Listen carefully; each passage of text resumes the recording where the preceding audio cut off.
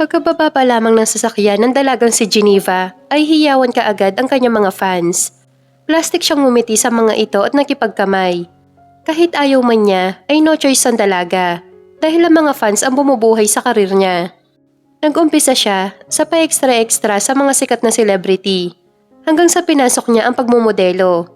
Doon nag-umpisang umingay ang pangalan niya at kagad niya nasungkit ang isang malaking proyekto kung saan makakatambal niya si Gino Perez, ang sikat na hang actor. Galing sa mahirap na pamilya ang dalaga, kaya naman hindi siya nakapagtapos ng pag-aaral at kung ano-ano ang mga racket ang pinasok niya para magkapera lamang. Maging ang pag-aartista na hindi naman niya gusto ay pinasok na rin ng dalaga para maiahon sa kahirapan ang kanyang pamilya. Halos 2 taon din siya naging extra at kadalasan ay katulungan na kukuha niyang role na pinakaayaw niya sa lahat, lalo na kapag mga salbahing amo ang natatapat sa kanya. Kaya naman na masungkit niya ang lead role kasama si Gino, ay sinabi niya sa kanyang sarili na yun na ang umpisa ng pagbabago ng buhay nila. At tama nga siya. Dahil simula nun ay naging sunod-sunod na ang mga projects at guesting niya, ngunit kasabay nito ang pagkakaroon naman niya ng mga basher. Ngunit walang pakialam ang dalaga sa mga bashers niya. Dahil para sa kanya, more bashers, more project at matunog lagi ang kanyang pangalan. Sa 3 taon niya sa showbiz ay masasabi niyang sikat na siya. Malayo na ang narating ng karir niya. Nakapagpuntar na rin siya ng bahay at lupa, mga sasakyan at marami pang iba. Deserve niya ang lahat ng yon. Dahil sa 3 taon niya sa showbiz, lahat ng role ay nagampanan na niya. Miss G, mag-ready ka na para sa next kissing scene ni Gino. Ani sa kanya ng PA niyang si Jeline. Anong oras ba kukunan ng scene namin ni Gino? Walang kabuhay-buhay niyang tanong sa kanyang PA. Mamayang 3:00 ng hapon na, Miss G. Sus, matagal pa pala. Ang akala ko naman ay ngayon na. Sige na, lumabas ka na. Gusto ko munang umidlip. Pagtataboy niya sa babae. Okay, Miss G, pero kailangan mo na ma-memorize ang script mo. Alam ko na yon, Jeline. Sige na, wag mo nang problemahin ang script ko, okay? Mataray niyang tugon rito. Pagkalabas ni Jeline ay umidlip muna ang dalaga. Dahil antok na antok talaga siya. Ilang araw na siyang kulang sa tulog. Bukod sa may ginagawa siyang soap opera, ay may upcoming movie rin siya kaya naman sobrang busy niya talaga. Samantala, habang abala sa pagkukumpuni ng sasakyan si Terence, ay naririnig naman niya ang mga kasamahang nanonood ng palabas ni Geneva Alcantara at ni Gino Perez. Hindi siya mahilig manood ng mga movies o drama sa TV dahil para sa kanya hindi naman totoo ang mga yon. At isa pa, lahat ng mga artista ay may mga plastic. Kunwari, mabait kapag may kamera, ngunit kapag naka-off cam na, ay saka lalabas ang tunay na mga ugali ng mga ito. Lalo na itong si Geneva na sikat nga pero sandamakmak naman ang mga bashers. Usap-usapan pa nga na marami na itong pinaretoke, maging ang kanyang dibdib. Bukod doon, marami din itong movies na maraming kissing scenes at bed scenes na para sa kanya ay nakakadiri at nakakababa ng pagkatao.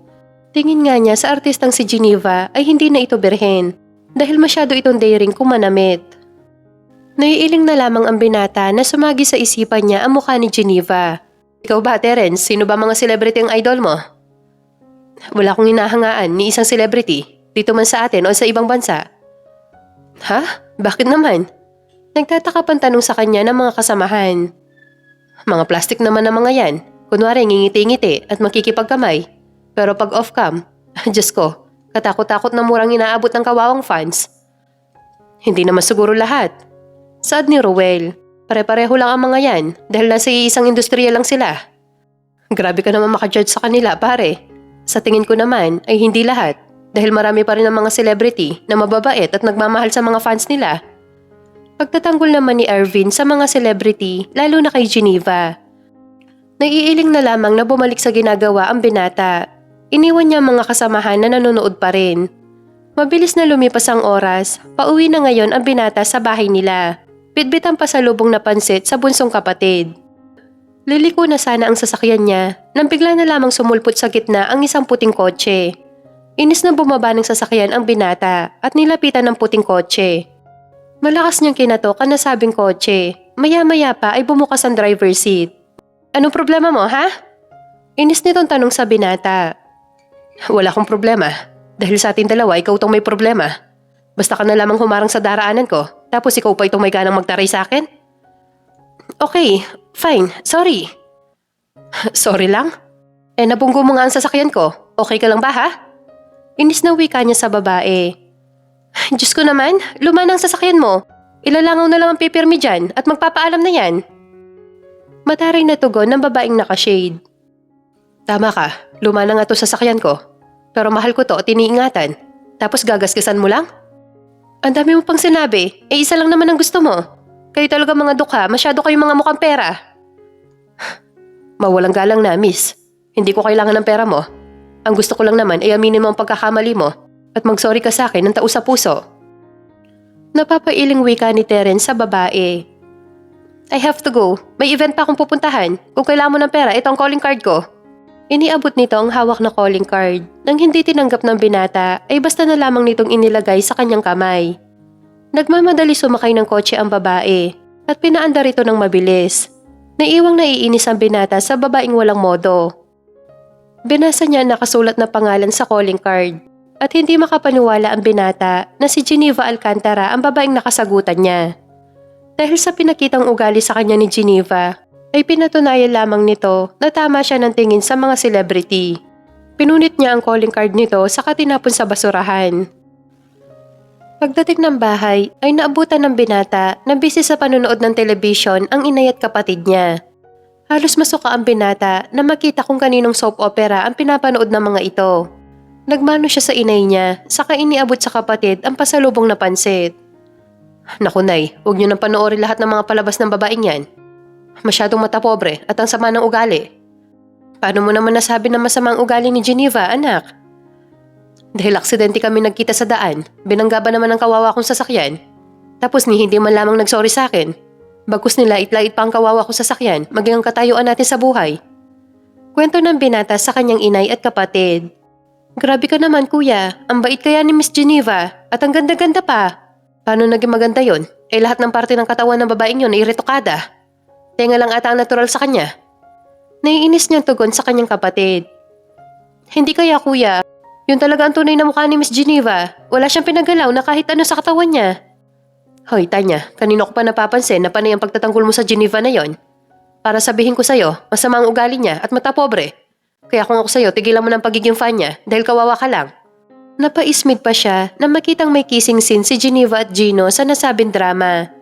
Nasusuka siya naglakad patungong kusina.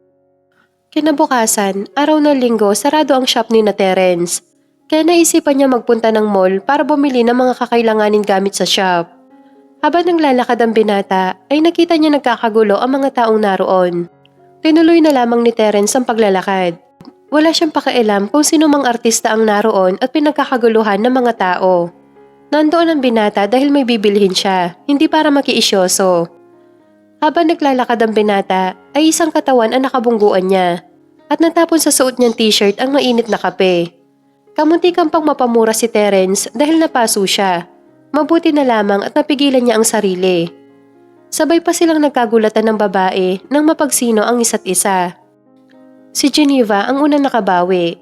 Inis nitong hinarap ang binata. Kilala kita. Ikaw yung bastos na walang modo kagabi ah. Tura ng dalaga sa binata. At ikaw naman ang artistang si Geneva Alcantara, na retokada at masama ang ugali? Wika ni Terence habang nakangisi sa dalaga. Excuse me, hindi ako retokada at mas lalong hindi masama ang ugali ko, baka ikaw yon. Gigil na tugon ng dalaga sa binata. Talaga lang ha? Ano palang tawag sa ginawa mo kagabi ha? Ikaw na nga may kasalanan sa akin, ikaw pa tong galit at hindi man lang marunong mag-sorry. Bakit ako magsusorry? Wala naman nasira sa bulok ng sasakyan dahil bulok na nga, di ba? Dapat nga sa mga ganong sasakyan ay hindi na pakalat-kalat pa sa daan dahil nakakahiya. Tama ka, bulok na nga ang sasakyan ko. Pero malaki ang sentimental value nun sa akin. Kayo talaga mga artista, masyado kayong mapanglait sa aming mga mahihirap. Sa halip na sagutin siya ni Geneva, ay bigla na lamang siya nitong niyakap na kinagulat naman ng binata. Huli na mapagtanto niya na kaya siya nito niyakap ay dahil maraming mga fans ang humahabol sa dalaga. Ano kaya kung tawagin ko sila at sabihin ko sa kanilang nandito ka at nakayakap sa akin? Bulong ng binata sa tenga ni Geneva. Subukan mo lang, tutuloyin ko talaga ang bulok mong sasakyan. Tugon ng dalaga sa binata na may kasamang pagbabanta. Subukan mo lang, Dahil sasabihin ko sa lahat ng mga fans mo kung sino ka talaga, Geneva. At hindi lang yon, sasabihin ko rin sa kanila na totoong retokada ka at napadagdag ka ng boobs. Naaliw bigla si Terence sa nag-reaction ni Geneva. Bigla siya nitong tinulak. Bastos! Paano naman ako naging bastos? Ikaw nga tong basta nalaman ng yayakap dyan. Whatever. Siguro hinupuan mo ako, no? Hoy, hindi kita hihipuan. Dahil unang-una hindi kita type. Pangalawa, maliit lang ang boobs mo. Nangaasar pang wika ni Terence sa dalaga. Dahilan para batuhin siya ng dalaga ng hawak nitong cellphone. Tumama sa noo niya ang cellphone. Feeling tuloy ni Terence ay nagkabukol siya nang wala sa oras. Di lumabas din ang tunay mong kulay, Geneva. Malamang dahil ginalit mo ako. Galit na tugon sa kanya ng dalaga. Hindi papayag ang binata na hindi makaganti sa dalaga. Tinawag niya ang mga fans ni Geneva at tinuro ang dalaga. Ilang saglit pa ay palapit na sa kanila ang mga fans ni Geneva. Walang hiya ka. Ay, nakakainis. Mahinang boses na wika ni Geneva kay Terence, sabay ngiti ng ubod ng lapad sa mga fans niya. Marami nakipag-selfie at autograph sa kanya. May mga yumakap pa sa dalaga. Labis ang ngit-ngit na nadarama ng dalagang si Geneva sa lalaking walang breeding. Bago iniwan ni Terence si Geneva, ay nginitian niya pa ito ng nakakaloko. Makalipas ang ilang minuto ay nakahinga na maluwag si Geneva. Dahil naubos na rin ang sandamakmak niya mga fans. Yun nga lang, pagod na pagod talaga siya. Humanda ka sa akin, lalaki ka. Dahil sa oras na magkatagpo pa ulit ang mga landas natin, ay sisingilin kita ng mahal sa ginawa mong ito sa akin. Nagngingit-ngit niyang bulong sa isipan. Habang inaalala ang mukha ng lalaking walang breeding. Pasipol-sipol pang sumakay ng kotse si Terence. Dahil nai-imagine niya ang mukha ni Geneva habang hinaharap ang mga fans nito. Pagkarating niya ng bahay, ay naabutan niyang nanonood sa cellphone ang kanyang kapatid. At syempre, si Geneva na naman ang pinapanood nito. Eto ba yung sinasabi mo sa amin naman sa mga ugali ni Miss G? Wika nito sabay pakita sa kanya ng pinapanood. Kunwari lang yan si Geneva dahil ang totoo niyan ay pinagtataguan talaga niya ang mga fans niya. Paano mo naman nasabi yon, kuya? Dahil nandun ako pa nga tumawag sa mga fans niya para ituro si Geneva. Proud pa niyang kwento sa kapatid. Di nga? Oo, Tanya, at tiyak ko na umuusok na ngayon ang ilong ni Geneva dahil sa ginawa ko. Samantala, na mga sumunod na araw ay naging good mood si Geneva. Dahil hindi niya na nakikita ang lalaking walang breeding.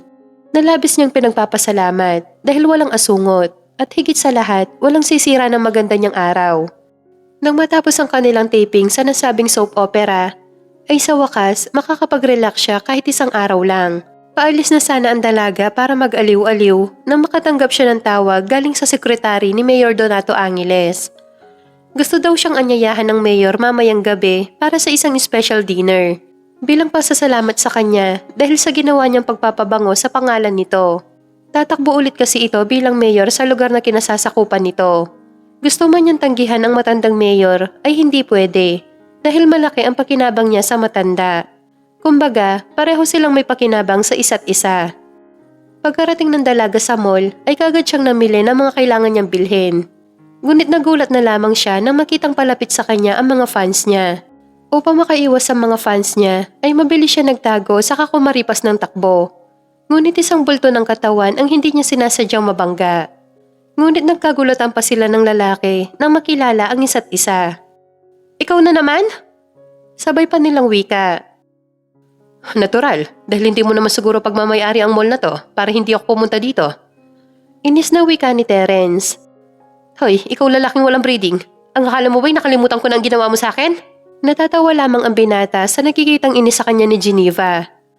Samantala, nakita ng dalaga na malapit na sa kinaroroonan nila ang mga fans niya.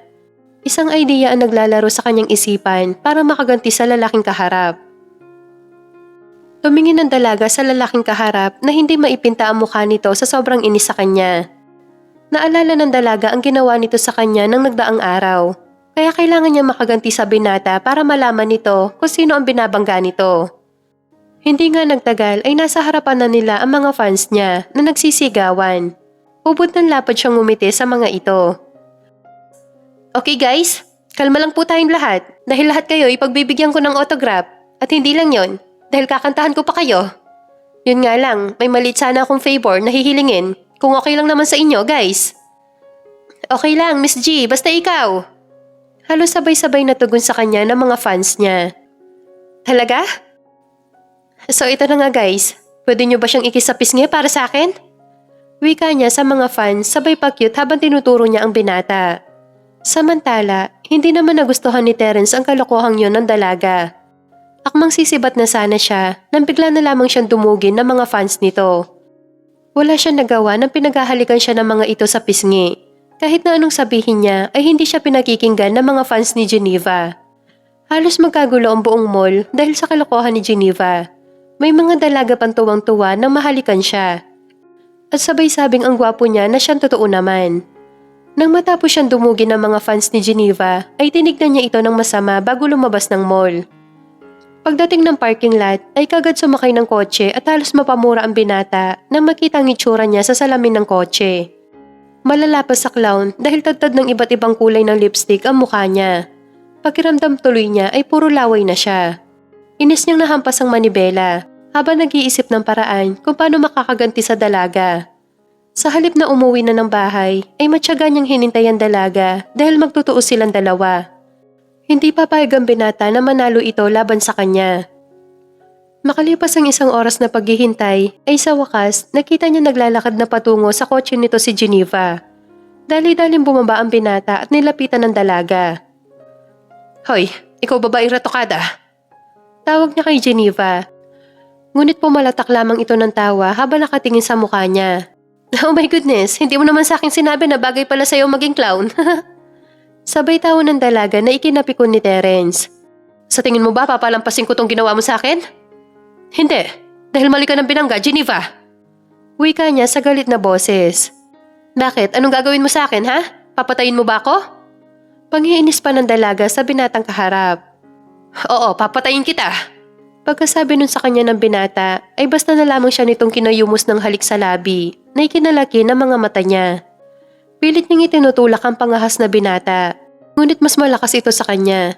Kung kanina lamang ay marahas ang pagkakahalik nito sa kanya, ngayon naman ay napalitan na yon ng isang banayad na halik, na unti-unti naman nagugustuhan ng dalaga ang paraan ng paghalik nito sa kanya. Nagtagal ang kanilang halikan at wala pa sana silang balak huminto kung hindi pa nila narinig ang mga boses na papalapit sa kinaroroonan nila. Mabilis na hinila ng binata si Geneva sa likod ng kotse nito. Saka muling inangkin ang mga labi nito. Samantala, hindi makapaniwala ang dalaga na nadadarang na siya sa halik na ginagawad sa kanya ng pangahas na binata. Ilang sandali pa ay naramdaman niya ang isa nitong kamay na humahaplos sa isa niyang dibdib. Dahilan para magising siya sa katotohanan. Malakas niyang itinulak ang pangahas na binata, sabay sampal sa isang pisngi nito. Bastos! Sigaw niya rito habang pinupunasan ang mga labing kanina lamang ay hinalikan nito. Hindi ako bastos. Dahil kung tutuusin, sa ating dalawa ikaw ang bastos. Abat ang kapal na mukha mo? Baka hindi mo kilala kung sino ako, kaya ganyan mo ako tratuhin. Hindi ako taga-bundok para hindi ka makilala. Saka lahat ng tao ngayon ay kilala ka. Pati ng mga alaga naming aso at pusa sa bahay. Huwag kang mag-alala, hindi ko naman nagustuhan ang lasa ng labi mo. Dahil bukod sa mapait na nga, ay lasa retokada pa. Yung totoo, Geneva. Pati ba mga labi mo ay pinaretoke mo rin ba? Hoy, sumusobra ka na ha? Para sabihin ko sa'yo, chismis lang yon. Dahil hindi ako retokada, natural lang ganda ko na kinaiinggitan at kinababaliwan. Oh, talaga lang ha? Eh bakit ako? Ayoko sa'yo. So, isa lang ang ibig sabihin nun. Hindi lahat ng tao ay gusto ka. Huwag kang feeling, Geneva. Bago pa tuluyang mapikon si Geneva sa binata, ay siya na ang unang nag-walk out. Ngunit lingid sa kanilang kaalaman, ay may mga bashers na nakakita sa kanilang paghahalikan at nakunan ito ng video. Napangisi na lamang si Terence na mag-walk out si Geneva. Sumakay na rin ang binata sa kotse niya para makauwi na sa kanila. Pagdating ng restaurant, ay nakita kaagad ni Geneva si Mayor Donato Angeles na nakaupo. Nang makalapit siya sa matanda, ay pinaghila siya nito ng upuan. Kanina ka pa ba, Mayor? Hindi naman, kakarating-rating ko lang rin naman. Tinawag ng Mayor ang waiter para mag-order ng food nila, at habang inihintay nila ang kanilang order, ay panay ang kwento nito sa kanya. Sa totoo lang, ay boring ang mga kwento ng matanda, kaya panay tango at ngiti na lamang ang ginagawa niya. Kung hindi lang talaga ito may pakinabang sa kanya, ay hinding-hindi siya makikipag-dinner at makikipag-plastikan sa matandang mayor. Habang kumakain sila, ay napansin ng dalaga na panay ang sulyap sa kanya ng mayor. Bagay na ikinailing naman niya. May problema ba sa mukha ko? Kanina ko pa kasi napapansin na panay ang sulyap niyo sa akin. Wika niya sa matanda. Napakaganda mo talaga, Geneva. Kaya maraming nababaliw at nahuhumaling sa'yo. At isa na ako doon. Wika nito sabay pisil ng isa niyang kamay na ikinagulat naman niya. Kayo talaga, Mayor, masyado kayong palabiro. Nakangiti niyang tugon rito. Kahit na ang totoo ay gustong-gusto niya na itong sapakin sa pagmumukha nito. Hindi ako nagbibiro, Geneva. Dahil seryoso ako. Gusto kita. At kung papayag ka na makipagrelasyon sa akin, ay mas lalo ka pang sisikat dahil ako ang bahala sa karir mo. You mean, inaalok niyo akong maging kabit niyo? Yes, Geneva. Gusto mo ba? Magbubuhay rin ka sa piling ko. Ibibigay ko lahat ng mga kailangan mo. Mula sa sasakyan, pera, alahas, bahay at kung ano-ano pa. Sorry, pero hindi ko pinangarap na maging kabit ng isang matandang mayor. Tulad ng maraming kababaihan, ay gusto ko rin maikasal sa lalaki mahal ko at mamuhay ng normal. Sincere niyang tugon sa matandang mayor. Humalakak ang mayor sabay bulong sa kanya. Sa tingin mo ba, may bibigay ng pagmamahal na yan ng mga luho mo? Look, Geneva, kilala kita at alam ko rin kung saan ka nanggaling bago ka naging artista. Kung ayaw mong bumalik sa putik na pinanggalingan mo, ay pumayag ka na sa gusto ko. I'm sorry, pero hindi ko kaya maging kabit ng isang matandang katulad nyo. Mabilis na nagpaalam ang dalaga sa matanda at wala lingon likod na naglakad palabas ng restaurant. Ay, nakakainis na mayor na yon. Anong kala niya sa akin? Pumapatol sa amoy lupa? Sorry ka na lang, tanda, dahil maarte ako. Ani niya sa sarili habang naglalakad patungong parking lot kung saan nakaparada ang kanyang sasakyan. Kinabukasan, sunod-sunod na tawag sa telepono ang nagpagising sa masarap niyang tulog. Inis niya sinagot ang telepono at ang manager niya ito. Ano naman bang pinanggagawa mo, ha, Geneva? Trending na trending ka ngayon. At alam mo ba kung anong tawag nila sa'yo ngayon, ha? Nanggigigil nitong wika sa kabilang linya. Wait nga muna, paano naman ako magti-trending? Eh wala naman akong ginagawa, ha? Inis din na tugon ng dalaga sa baklang manager. Anong wala, ha? Try mo kaya mag-open ng social media at manood. O di kaya magbasa ka ng dyaryo nang malaman mo ang sinasabi ko. Nanggigigil na sermon sa kanya ng baklang manager. Okay, fine. Titignan na po. Hindi siya nag-open ng social media. Halos mapanganga ang dalaga nang makita ang dalawang video na magkaiba ang laman. Una niyang binuksan ang naunang video. Halos manlaki ang mga mata niya nang makita ang sarili na kahalikan ang lalaking walang breeding. Napamura pa ang dalaga nang mabasa ang mga comments na hindi ka nais-nais. At higit doon may mga nagko-comment din na malandi siya. Sa pangalawang video naman ay kung saan kasama niya si Mayor Donato at nasa video rin ang ginawa nitong paghawak sa kanyang kamay. Mas lalong nadagdagan ng inis ng dalaga sa mga basher na mabasa ang ilang mga comments. Pagkatapos makipaghali ka sa lalaking clown ay sa matanda Mayor naman? Sobra lang di talaga ni Geneva. Ani ng isang comment. Yak, kadiri. Pati si Mayor na para lolo na lamang niya ay pinatos pa talaga. Ang katikati naman talaga ng babaeng yan. Bakit, Miss G? Hindi ka ba nag-enjoy sa halikan niyo ng lalaking payaso? Kaya kinagabihan ay kay Mayor ka na naman lumante? Ilan lamang yan sa mga comments na nabasa niya. Sa sobrang inis ay malakas niyang naibato ang hawak na cellphone. At kulang na lamang ay mag-amok na siya ng mga sandaling yon. Hindi pwede to. Nagmamadaling nagbihis ang dalaga. Kailangan niya makausap si Mayor Donato. May kutob siyang may kinalaman ito sa nasabing video. Ngunit hindi pa man nakakalabas ng gate ang kotse ng dalaga, ay isang pulang kotse ang huminto at malakas na bumusina. Hinintay niya makababa ng driver ang pulang kotse. Halos manlaki ang mga mata ng dalaga nang makilala kung sino ito. Walang iba kundi ang asawa ni Mayor Donato Angeles, na si Nancy Angeles. Naisip ng dalaga na wala naman siyang ginagawang masama, kaya walang dahilan para hindi niya harapin ang ginang. Taas noong bumaba ng sasakyan ang dalaga at hinarap ang asawa ni Mayor Donato. So, ikaw pala si Geneva Alcantara. Hindi ka naman pala kagandahan sa personal, pero hindi ko alam kung bakit ka pinatulan ng asawa ko. Wika nito sa galit na boses. Kesa naman sa'yo, maganda pa nga ang mga alaga naming kambing sa probinsya. Ani ng dalaga sa nangiinis na boses. Akmang sasampalin na sana ng ginang ang dalaga nang maagap niya itong pinigilan sa isa nitong kamay. Huwag mo nang ituloy, Mrs. Angeles, dahil wala pang nakakasampal sa mukhang to. Para sabihin ko sa inyo, hindi ko papatulan ng asawa mong amoy lupa. Kaya huwag ka mag-iskandalo dito, nakakahiya. Gigil na wika ng dalaga sa matandang babae. Tinatablang ka pala ng salitang hiya? Ang akala ko kasi hindi, dahil nakikipag-date ka sa lalaking may asawa na. Singhal nito sa kanya. Excuse me? Hindi date ang tawag doon. Saka nakikita mo ba? Kung gaano ako kaganda tapos papatulang ako sa amoy lupa? Ew, kadiri. Hindi ko ma-imagine ang sarili ko na nakikipaghali ka sa asawa niyong amoy lupa na nga, / kulubot pa. Kung ayaw mong makawala sa inyo si Mayor, lagyan mo ng kadena at susian mo, tapos ang problema. Bago pa tuluyang humaba ang usapan, ay mabilis na niyang tinalikuran ng ginang at sumakay ng kotse niya. Sirang-sira na talaga ang araw niya. Habang binabaybay ng dalaga ang patungong bahay ni Mayor Donato, ay tawag sa cellphone ang kanyang natanggap. Ang manager pala niya ito at galit na naman pagbungod pa lamang. Geneva naman, hindi pa nga natatapos ang iskandalong ginawa mo. Ay nagdagdag ka na naman, nakakaloka ka. Anong pinagsasabi mo? Wala akong ginagawa. Sa katunayan nga niyan ay papunta ako kay Mayor para kausapin tungkol sa video.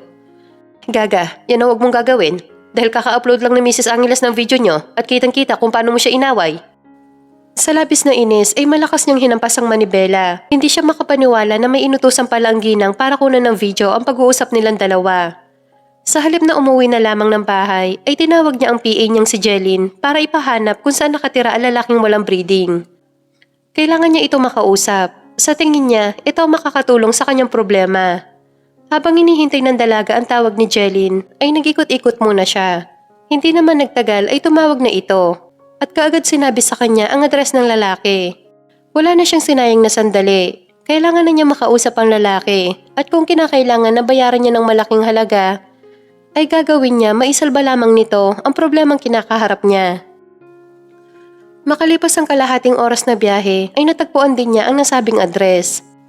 Pagkababa pa lamang niya ng sasakyan ay pinagkaguluhan kaagad siya ng mga tao. Paano ba naman nakalimutan niya magsuot ng jacket at sombrero? Tuloy, na-expose ang pagmumukha niya. Walang nagawa ang dalaga, nalapitan siya ng mga taong nandoon at pagkaguluhan. Ang iba naman ay natutuwa na makita siya. Habang ang iba naman ay nagtatanong about sa mga video na kumakalat ngayon. Hindi alam ng dalaga kung paano magre-react, lalo na't wala siyang kasama. At hindi naman niya kilala ang mga taong kaharap niya ngayon. Habang nagkakagulo ang mga tao, ay may mga kamay na humila sa kanya. Dahilan para mapayakap siya rito. Mga kapitbahay, ipaubayan niyo na sa akin si Geneva. Alam niyo naman, di ba? Narinig niyang wika ng lalaki at kilala niya kung kaninong boses yon. Narinig niya ang sigawan at tuksuhan ng mga taong naroon. Ilang sandali pa ay bigla na lamang tumahimik. Binitawan siya ng lalaki at tama nga siya kung kaninong boses yon. Hoy, ikaw babae retokada. Anong ginagawa mo dito sa lugar ko, ha? Hindi ba obvious? Hinahanap kita. Ako? Hinahanap mo? Bakit? I need your help. Don't worry, magbabayad ako. Kahit na magkano. Basta tulungan mo lamang ako. Naks, ang kapal din ng pagmumukha mo, ha? Pagkatapos mo akong idawit sa problema mo, ay may lakas ka pa ng loob na humingi ng tulong sa akin? I said, babayaran kita. Kahit na magkano, tulungan mo lang ako. Anong tulong ang kailangan mo? Magpanggap ka na boyfriend ko. Kamuntik pang maduwal si Terence sa narinig mula kay Geneva. Ang OA mo naman. Alam mo, kung hindi lang talaga kita kailangan, ay never akong hihingi ng tulong sa'yo. Kaya lang naman ikaw ang naisip ko dahil nasa video ka nga. Naiinis na wika niya sa lalaki. Hindi niya gusto ang nakikita ang pagkadisgusto sa kanya. Ayoko na mga ganyan-ganyan na pagpapanggap kasi paluloko yan sa kapwa. Kung ikaw sanay naman loko, pwes ako hindi. Kaya pwede ba, Miss Geneva? Huwag mo akong idamay sa problema mo, okay? Hoy, lalaking walang breeding. Sa tingin mo ba gusto ko tong ginagawa ko ngayon, ha? Siyempre hindi. No choice lang talaga ako. Name your price. Babayaran kita. Tutulungan mo lang ako. Naiiritang wika ng dalaga sa lalaking kaharap. Ayoko. At isa pa, hindi ko kailangan ng pera mo. Makakaalis ka na. Pagtataboy nito sa dalaga. Nanggagalaiti sa sobrang inis ang dalaga sa lalaki. Kung hindi lang talaga siya nakapagtimpi kanina, ay baka nasampal na niya ang lalaki dahil masyadong maarte. Samantala, naiiling na lamang si Terence habang hinahatid ng tanaw ang papalayong sasakyan ni Geneva. Sa totoo lang ay napanood na niya ang video. Hindi nga siya makapaniwala na masasama pa siya sa iskandalong kinasasangkutan ng dalaga. Anak naman, bakit hindi mo tinanggap ang alok sa'yo ni Geneva? Sayang ang bayad niya. At isa pa, ayaw mo nun magiging sikat ka na rin. Sermon sa kanya ng kanyang inay. Oo nga kuya, saka sa tingin ko naman, bagay ko yung dalawa ni Miss G. Dugtong pa ng kanyang kapatid. Ayoko nga sa babaeng yon dahil masyadong maarte at mapagmataas. Idagdag pa na palagi na lang trending sa social media kung ano-ano kasi pinanggagawa. Imagine, nakipaghalikan na nga sa akin tapos kinagabihan nakipag-date pa sa matandang hukluban na yon. Bakit parang umuusok yung ilong mo dyan? Yung totoo, anak, nagsiselos ka ba? Tukso sa kanya ng kanyang inay. Ako? Magsiselos? Hindi no? Aminin mo na kasi kuya na nagsiselos ka. Total kami lang naman ni inay ang nakakaalam. Segunda naman ng kapatid niya na mas lalong kinainis ng binata. Kahit si Geneva Alcantara na lamang ang matirang babae dito sa mundo, ay hindi ko siya magugustuhan. Tugon niya sa mga ito sabay akyat sa kanyang kwarto. Samantala, hindi alam ni Geneva kung ano ang gagawin para matapos ng issue na kinakaharap niya ngayon. Lalo na't pati ang mga fans nila ni Gino ay inaaway na rin siya. Ilang taon na din kasi silang love team ni Gino, kaya marami ang may gusto na silang dalawa ang magkatuluyan. Bagay na hindi pwede dahil hindi naman niya type ang binata. Kinausap niya ang manager at tinanong kung may naiisip na ba itong plano para matigil ng issue laban sa kanya. Isa lang ang naiisip ko maganda mong gawin ngayon, Geneva. Kailangan mo magpa-interview at isama mo ang lalaking kahalikan mo sa video.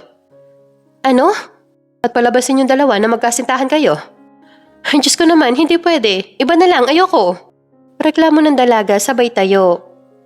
Anong ayaw mo? Kailangan mong gawin yon, Geneva, para matigil na to. Dahil kung hindi, masisira ang love team yun ni Gino. Pinuntahan ko na kasi ang lalaking yon, kaso tinanggahan niya ang alok ko sa kanya. Tama ng isang beses na napahiya ako at hindi na pwedeng maulit pa yon. Pwes, lunukin mo ang pride mo dahil kung hindi masisira ang karir mo at pati ako'y madadamay. Wika nito. Labag man sa kalooban ng dalaga ay muli niyang pinuntahan ang lalaki para muling kausapin at talokin ng malaking halaga. Ngunit pagdating niya sa bahay ng binata ay walang tao. Umalis daw kasi ang inay at kapatid nito. Habang ang lalaki naman ay nasa shop, napag-alaman niya na isa pala itong mekaniko. Kaagad niyang pinuntahan ang nasabing shop. Hindi naman siya nahirapang hanapin yon. Naabutan niyang busy ito sa pagkukumpuni ng sasakyan. Ikaw na naman? Inis nitong tanong sa dalaga na makita ito. Hindi ako nandito para makipag-away sa'yo. Please, nakikiusap ako sa'yo. Tulungan mo naman ako. Name your price at ngayon din ay ibibigay ko sa'yo. 5 milyon, Geneva. Kaya mo ba? Ang mahal naman. Tanging na ibulong na lamang ng dalaga. Ngunit narinig pala ito ni Terence. Kung ayaw mo, edi wag. Akman tatalikuran na sana siya ng lalaki nang maagap niya itong mahawakan sa kamay nito. Okay, payag ako sa 5 milyon. Mamaya sasama ka sa akin, magpapa-interview ako, kasama ka. Payment first muna, bago ako sasama sa'yo.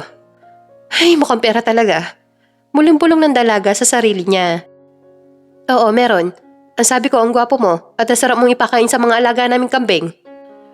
Okay. At least, kambing ang kakain sa akin, hindi isang katulad mong retokada. Tugon sa kanya ng binata sabay ngisi ng nakakaloko. Sa isip-isip ni Geneva, kung hindi lang talaga niya kailangan ang lalaki, ay kanina niya pa ito binato ng gulong ng kotse dahil masyadong mayabang. Sa totoo lang, ay may pagmamayabang naman talaga ang lalaki. Dahil gwapo ito, matangkad, moreno, matangos ang ilong. Naipilig na lamang ng dalaga ang ulo nang mapagtanto kung ano-ano na ang tumatakbo sa kanyang isipan. Siya nga pala, Miss Retokada, bago ko makalimutan. Gusto ko lang sabihin sa'yo na hindi lalaking walang breeding ang pangalan ko. Terence Marasigan. Tandaan mo yan. In fairness, bagay sa'yo ang pangalan mo, Terence. Ani niya sabay tawa sa binata. Okay lang, gwapo naman. At isa pa, lalaki-lalaki ang dating. Hindi katulad ng Gino Perez mo, na 50-50 ang kasarian. Naiinis na tinalikuran ni Geneva si Terence dahil hindi lang ito mayabang kundi mapanglait rin na tao. Isinama niya ang binata sa bangko para mag-withdraw ng pera dahil yun ang gusto nito. Naiinis ang dalaga dahil masyadong sigurista si Terence. Iniabot niya rito ang bag na naglalaman ng pera. O, ayan na ang pera mo. Siguro naman pwede na tayo magpa-interview mamaya. Sure, Miss G. Nagtaka pa si Geneva dahil for the first time ay ngayon lamang siyang nginitian nito. Diyos ko po, pera lang palang katapat ng Terence na to. Kaloka, nakakasira ng beauty. May sinasabi ka? Wala. Inis niyang tugon sa binata sabay irap rito. Isinama niya si Terence sa bahay niya para maayusan ito at mapilian ng babagay na damit dito. Hindi naman kasi pwede na humarap ito sa kamera na nakamaong nakupas at butas-butas na t-shirt. Pakiramdam ng dalaga ay daig pa niya ang nakapulot ng batang paslit sa kalsada sa itsura ngayon ni Terence. Ngunit hindi may pagkakailang gwapo talaga ito kahit mukhang gusgusin ng suot. Huwag mo akong titigan ng ganyan, baka ma-inlove ka sa akin. Wika nito, asa ka pa. Hindi ako pumapatol sa lalaking gusgusin at mabaho. Ang gusto ko ay formal na manamit, in short kagalang-galang na tao at mabango hindi amoy pawis. Huwag ka rin mag-alala, Geneva, dahil hindi kita gusto. Unang-una ayoko sa babaeng maarte, retokada, at higit sa lahat, peke ang dibdib. Wika nito sabay tingin sa maputi niyang dibdib. Bastos ka talaga. Pinagbili niya sa makeup artist na sila na ang bahala kay Terence dahil kailangan na rin niya maghanda para sa nasabing interview nila mamaya. Halos 1 oras din siyang inayusan bago natapos. Gusto kasi niya ay magandang-maganda siya mamaya sa interview para walang masabi sa kanya ang mga tagahanga niya pati na ang mga bashers niya. Pagkababa ng sala ay kaagad hinanap ni Geneva si Terence. Hindi niya ito makita sa sala. Jeline, asan si Terence? Nasa kotse na, Miss G. Doon ka na raw niya hihintayin. Tignan mo, bastos talaga lalaking yon. Nauna ba naman sa kotse ko?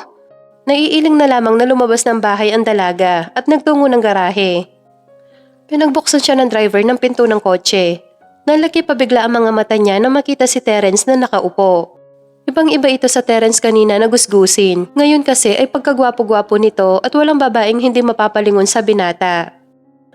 Baka naman matunaw ako sa kakatitig mo. Hindi alam ng dalaga kung biro ba yun sa kanya ni Terence o inaasar lamang siya nito. Huwag kang feeling, hindi kita tinititigan. Iba ang sinasabi ng bibig mo sa sinasabi ng mga mata mo. Huwag kang feeling. Inis niyang wika sa binata sabay irap rito. Nang makarating sila ng venue kung saan gaganapin ang interview ay sabay silang bumaba habang magka-holding hands. Pakiramdam ng dalaga ay bigla siya nakuryente sa init ng mga palad ni Terence nang magdaop ang kanilang mga palad. Gusto sana niyang bawiin ng kamay niya, ngunit hindi pwede. Kailangan nila magpanggap na magkasintahan silang dalawa. Kailangan din nilang ipakita na sweet sila at mahal nila ang isa't isa. Kahit na ang totoo ay kulang na lamang ay magsakitan sila ng binata dahil hindi nila gusto ang isa't isa. Ipinaghila pa siya ng upuan ni Terence saka ito tumabi sa kanya. Sa totoo lang ay naninibago siya sa ugaling ipinapakita sa kanya ngayon ng binata. Kamusta ka naman ngayon, Miss G, pagkatapos ng sunod-sunod na pagkalat ng mga videos mo? Ani sa kanya ng host. Matamis niyang initian ng baklang host saka nagsalita. Siyempre, nasa harap siya ng kamera, kaya kailangan palagi nakangiti kahit na namamanhid na ang mga labi niya sa kakangiti. Lahat ng mga katanungan ng host ay nakangiti niyang sinagot. At ipinakilala niya si Terence bilang boyfriend na ikinagulat ng mga taong nandoon. Wow, nakakagulat naman to revelasyon mo ngayon, Miss G. Na may boyfriend ka na dahil ang pagkakaalam ng lahat ay real life ng pagtitinginan niyo ni Gino Perez. No, sa totoo lang, mabait naman si Gino pero hanggang magkaibigan lang talagang turingan namin sa isa't isa. At least ngayon, malinaw na sa mga fans niyo na friends lang talaga kayong dalawa dahil may boyfriend ka na nga. So Miss G, ilang years na ba kayo magkasintahan? Ani sa kanya ng host at yun ang hindi niya napaghandaan. Nagulat na lamang si Geneva nang si Terence na ang sumagot sa tanong. Magta3 taon na kami magkasintahan at sa katunayan nga niyan, balak na namin magpakasal this month. Nagulat ang lahat ng mga naroroon sa sinabi ni Terence, maging siya man ay hindi alam kung anong i-react.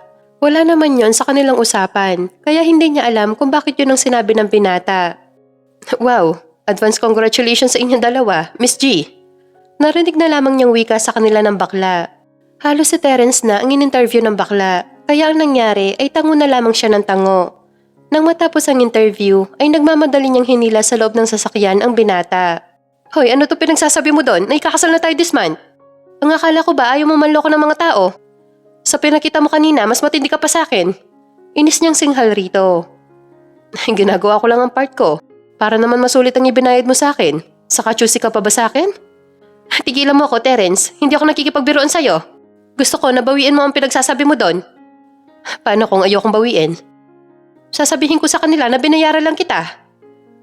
Sige, sabihin mo sa kanila ang totoo. Tignan lang natin kung sino sa atin dalawang mapapahiya at masisira ang karir. I hate you! Kaya kung ako sa'yo, Geneva, tanggapin mo na lang na ikakasal ka na sa akin, okay? No way. Wika niya sa binata sabay upo sa tabi nito. Nang tignan niya ang binata ay nakatingin rin pala ito sa kanya. Inis na ipinikit na lamang ng dalaga ang mga mata dahil ayaw niyang makita ang pagmumukha ni Terence. Nang makarating sila ng bahay niya ay kaagad siyang bumaba ng sasakyan. Ngunit sinundan siya ng binata. Bakit bumaba ka pa? Iritang tanong ni Geneva.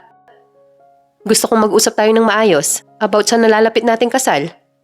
Mukha mo, kung gusto mo magpakasal kang mag-isa mo. Akman tatalikuran na sana niya ang binata ngunit maagap siya nitong hinila. Ilang sandali pa ay naramdaman na lamang niya ang mainit nitong mga labi na humahalik sa kanya. Naikawit na lamang niya ang mga braso sa balikat nito. Habang tinutugon ang mainit nitong mga halik, kapwa pa sila hinihingal na maghiwalay ang mga labi nilang dalawa. Gusto mo bang pumasok sa loob para magkape? Alok niya sa binata, tumango ito bilang tugon sa kanya. Tahimik lamang silang dalawa habang nagkakape, walang may gustong magsalita. Nang matapos magkape si Terence ay kaagad din itong nagpaalam sa kanya na uuwi na. Nang mapag-isa ang dalaga ay wala sa sariling napangiti habang inaalala ang nangyaring halikan sa pagitan nila ng binata. Ang akala niya ay magagalit ang manager niya dahil sa pinagsasabi ni Terence. Ngunit hindi yun nangyari. Bagkus excited pa ito sa nalalapit nilang pagpapakasal ng binata. Makalipas ang isang linggo ay pinuntahan siya ni Terence sa bahay niya. Nagulat pa ang dalaga nang sabihin nitong bukas na ang kanilang kasal. Ano? Bukas na ang kasal natin? Bakit parang ang bilis naman ata? Ayaw mo nun? Hindi ka na mabibilad pa sa kahihiyan. Saka dapat nga magpasalamat ka pa sa akin dahil ako na ang nag-ayos ng lahat. Bakit? Sino ba nakaisip ng kasal-kasalan na to, ha? Di ba ikaw? Correction, hindi ito kasal-kasalan dahil totoong kasal ito. At mayor sa amin na magkakasal sa atin. Whatever. Naitirik na lamang ng dalaga ang mga mata sa sobrang inis sa binatang kaharap.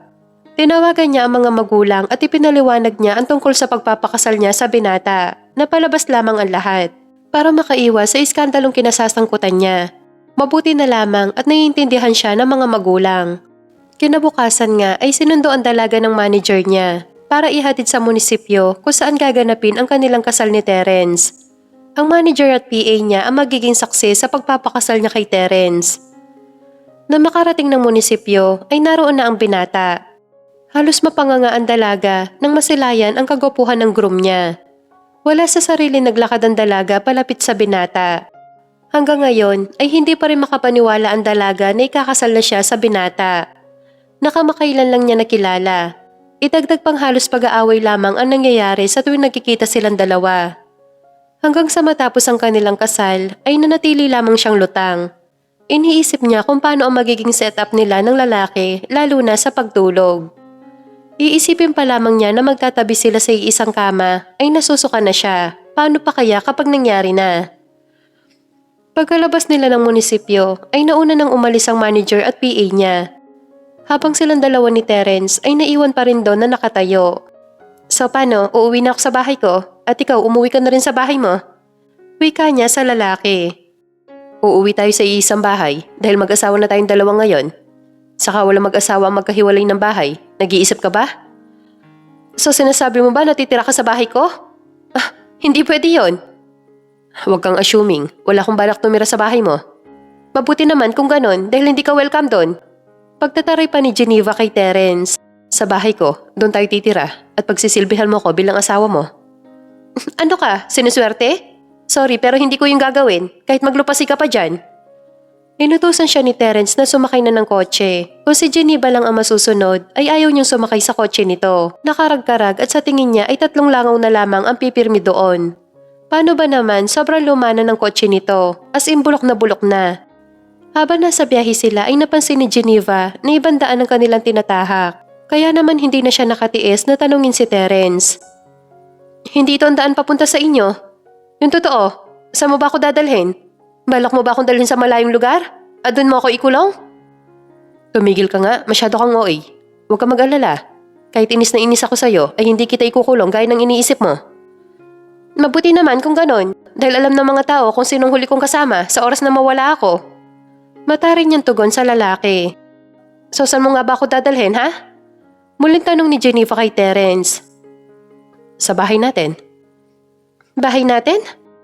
Malamang bahay natin dahil asawa na kita. Pasimpleng napangiti si Geneva sa huling sinabi ni Terence.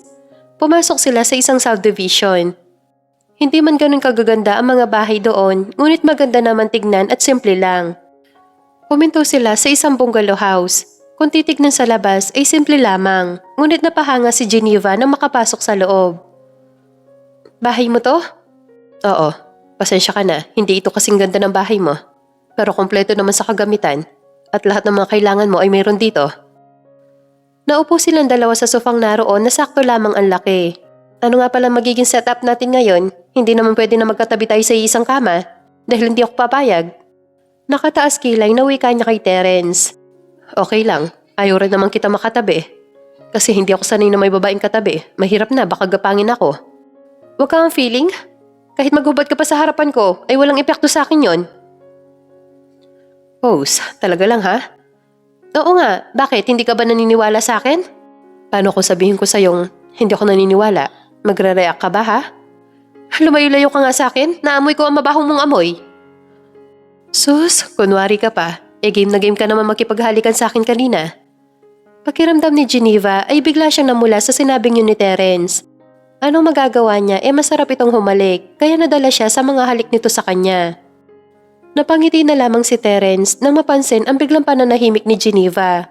Alam niya kung ano ang tumatakbo sa isipan nito. Sinadya niyang dumikit rito para mapukaw ito sa malalim na pag-iisip. Sa bagay, kahit siya rin naman ay hindi niya kilala ang sarili simula nang mahalikan si Geneva. Wala naman siyang balak na magpaka-superhero sa babae, pero yun ang sinasabi ng puso niya. Humarap bigla sa kanya si Geneva, dahilan para magtama ang kanilang mga mata.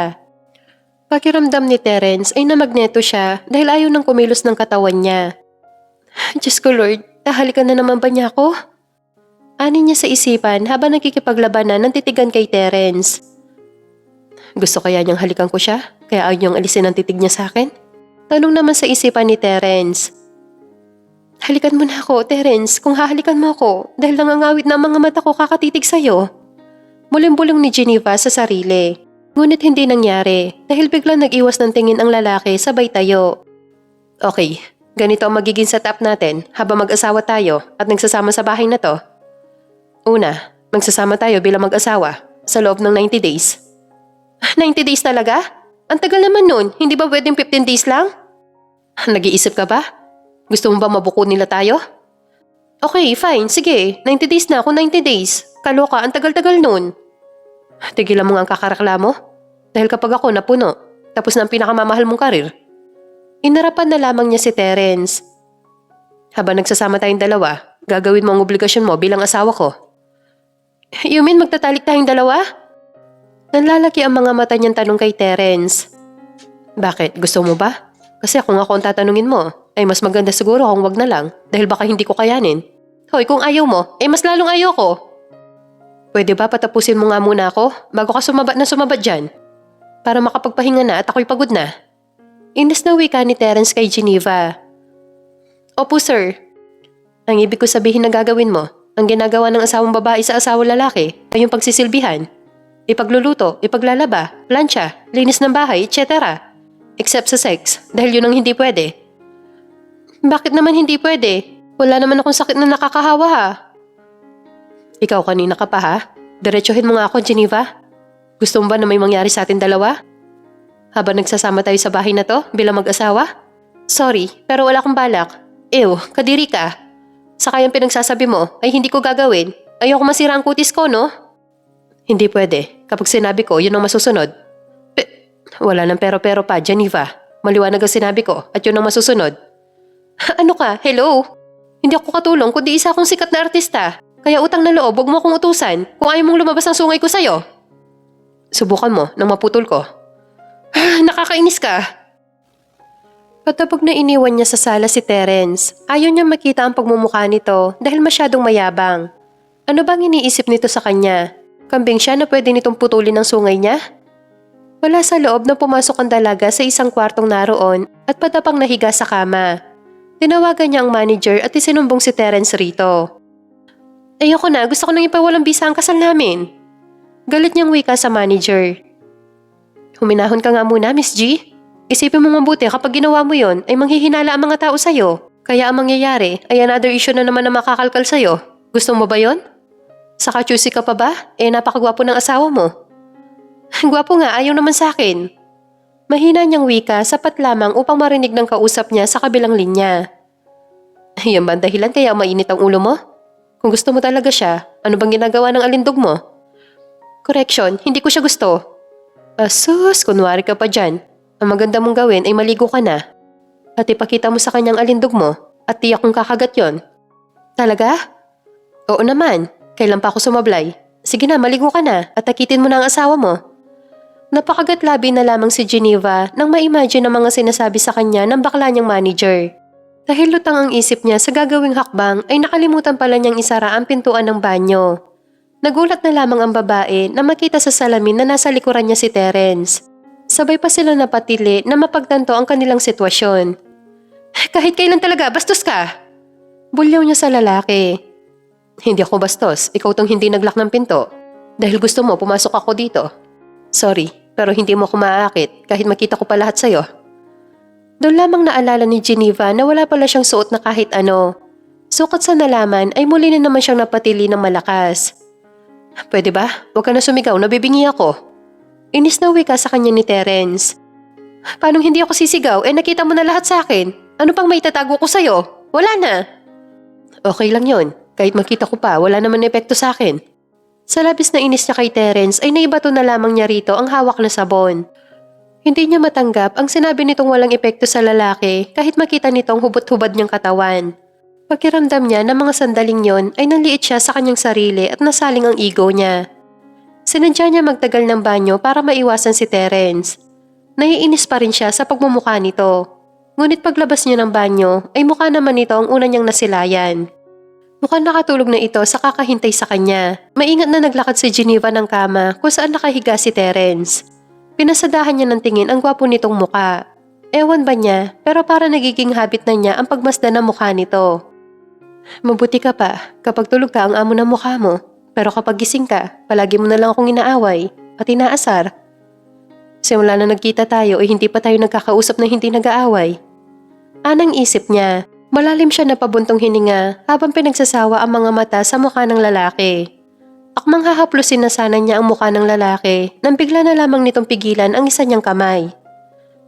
Anong ginagawa mo? Wala akong ginagawa ha? Sabay hila ng isa niyang kamay na hawak pa rin nito.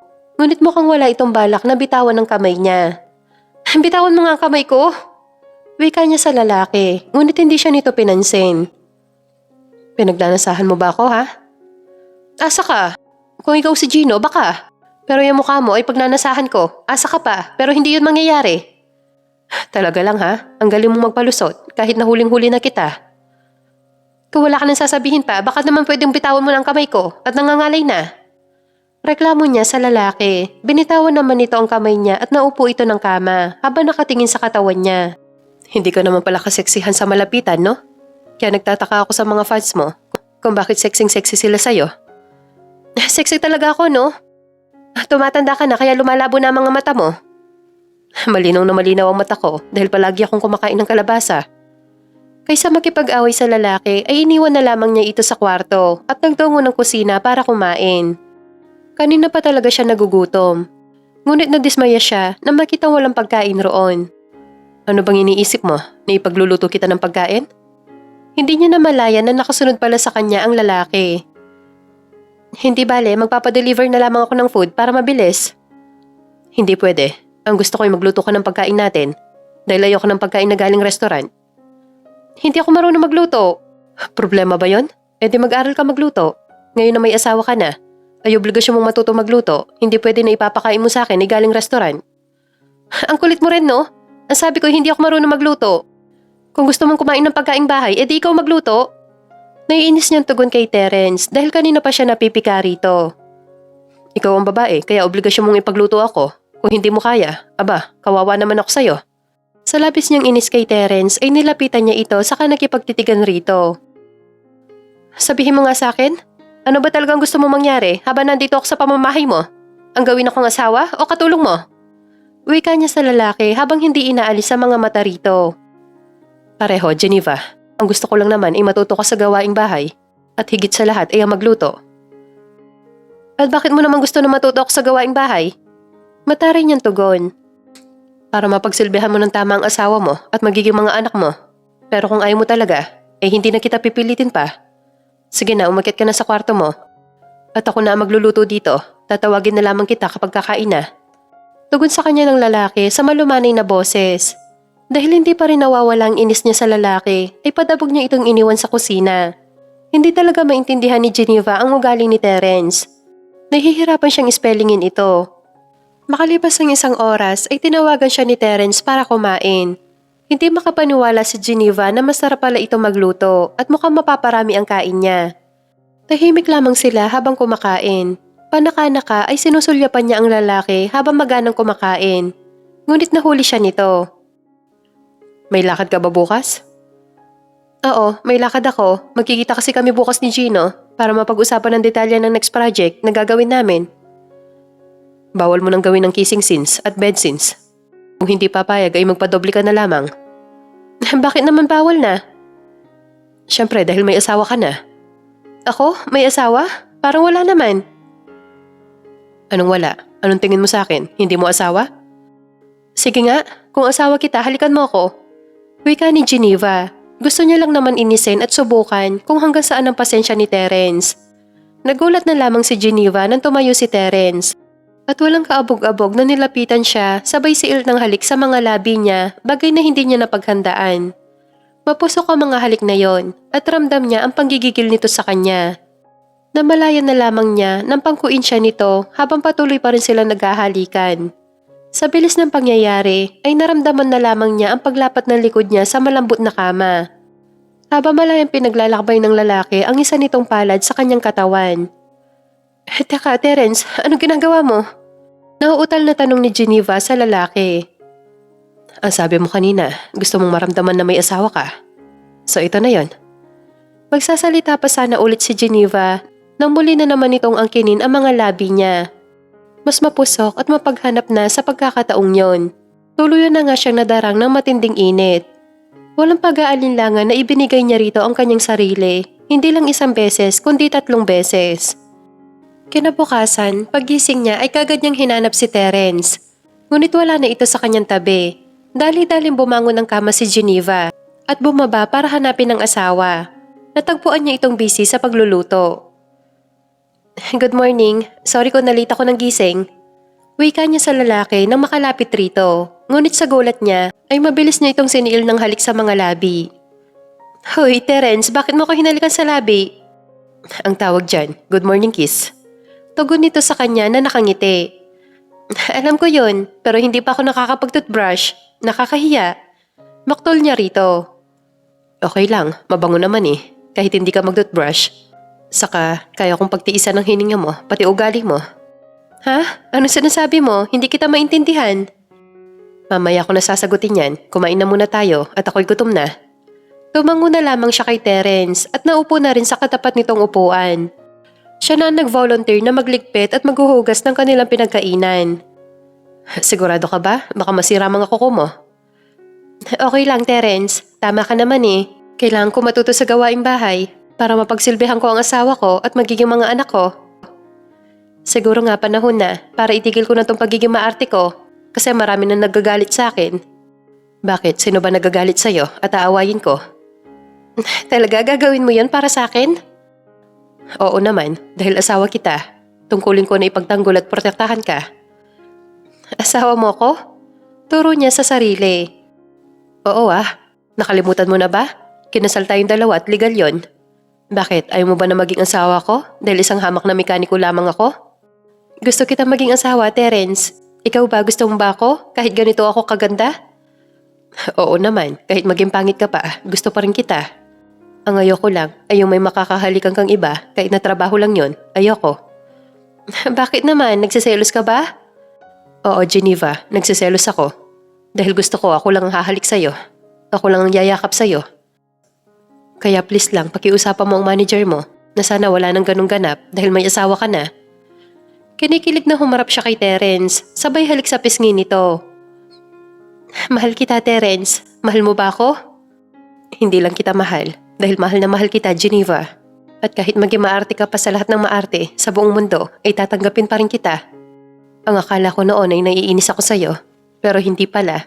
Dahil ang totoo, matagal na kitang gusto. Siguro kaya ako naiinis sa'yo dahil nakikita ko kung sino-sino na lang ang mga leading man mo, ang nakakahalikan mo, kaya ganon. Kinikilig ako. Grabe, ang saya-saya ko kasi mahal mo din ako. Mahal din kita. Pero hindi ko alam kung kailan kita minahal. Basta isa lang ang alam ko. Mahal kita, period.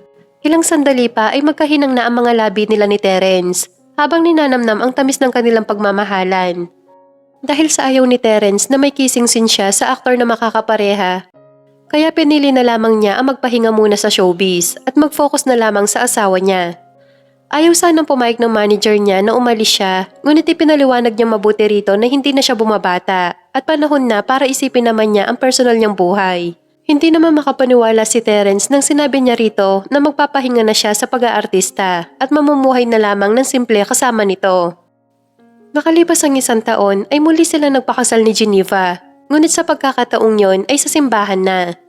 Hindi man ganun kabongga ang kanilang kasal, ay masaya at mahal na mahal nila ang isa't isa. Natutuwa si Terence dahil simula na maging mag-asawa sila ni Geneva, ay tuluyan na nitong binago ang sarili. Naging kontento na lamang ito sa simple nilang pamumuhay. At bukod roon, napakasipag nito sa bahay na labis niyang hinangaan sa asawa. Tinupad nito ang pangako sa kanya na mamahalin at pagsisilbihan siya nito. Isang tanghali, pag-uwi niya ng bahay ay naabutan niya nakahiga sa sofa si Geneva. Nag-aalala niya itong nilapitan at naupo sa gilid ng sofa. May masakit ba sa'yo? Gusto mo dalhin kita sa hospital? Huwag na, nahilo lang ako. Siguro dahil sa sobrang init ng panahon. Ganun ba? Gusto mo, padagdagan pa natin ang aircon dito sa bahay? Para hindi ka mainitan. Ang OA mo. Okay na ako dahil nandito ka na.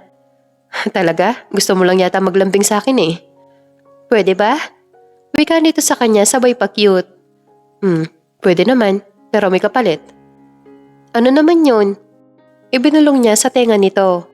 Maya-maya pa ay tumatawa ang asawa. Oh, bakit ganyan ka kumakatawa? May kasamang kilig. Biro niya kay Geneva. Ikaw kasi, tanghaling tapat, gusto mo maglaro? Bakit, hindi ba pwede kapag tanghali? Pwede naman, pero bago yon, bilhan mo muna ako ng saging na maraming buto. Ha? Saging na maraming buto? Meron ba nun? Hindi ko alam. Siguro. Napakamot na lamang sa ulo si Terence. Halos maikot na niya ang buong palengke wala naman siyang mahanap na saging na maraming buto. Samantala, kaagad na sinalubong ni Geneva ang asawa at hinanap ang saging na pinabibili niya rito. Ngunit tumiling ito. Ang hirap naman kasing hanapin nun. Gusto mo ba ibang prutas na lang? Sabay kamot sa ulo nito. Sa gulat niya ay niyakap siya ni Geneva. I love you. Wika nito sa kanya habang nakayakap pa rin. I love you too. Sorry kung hindi ko maibigay sa yung saging na maraming buto. Okay lang, mahirap talagang hanapin yon. Thank you, dahil nag-effort ka pa rin na maghanap, kahit alam mong malabong hanapin yon. Siyempre naman dahil gusto kitang mapasaya. Ang kaso, bigo ako. Sorry. Dahil dyan, may good news ako sa'yo. Ano yon? Buntis ako, Terence. Magiging daddy ka na. Talaga, Geneva? Magiging daddy na ako? Sa labis na tuwa ay pinugpog niya ng halik sa pisngi si Geneva. Excited na siya makita ang bunga ng kanilang pagmamahalan. 9 months later, kakatapos lamang nilang patulugin ang kanilang kambal nang may isipan nilang manood ng TV pampaantok. Ano palang panonoorin natin? Tanong sa kanya ni Geneva. Kahit ano, basta wag lang drama. Ayoko nun. Ha? Paano yun? Halos drama lahat ng palabas ngayon sa TV pag ganitong oras. Sandali, may kukunin lang ako sa kwarto. Nang bumalik si Terence ay hawak na nito ang cellphone at may pinapanood dito sa kanya. Nalalaki pa ang mga mata ni Geneva na makita ang video. Kung gano'n, ikaw pala yung schoolmate ko ng elementary na panay padala sa akin ng love note? At pinahiya ko sa maraming tao? Oo, ako nga yun. Kaya inis na inis ako sa'yo. Pero wala kasi nai-love ulit ako sa'yo nang muli tayong magkita. Sorry, sa ginawa ko sa'yo noon. Hindi ko sadya na ipahiya ka at saktan. Sadyang bata pa talaga ako noon kaya hindi ko alam ang ginagawa ko. Okay lang, mahal. Dahil naging akin ka rin naman. Sabay pa silang natawa na dalawa. Magsasalita pa sana ulit si Geneva nang bigla na lamang siyang halikan sa mga labi ni Terence. Ilang sandali pa ay buong pagmamahal nilang pinagsaluhan ang init ng kanilang pagmamahalan.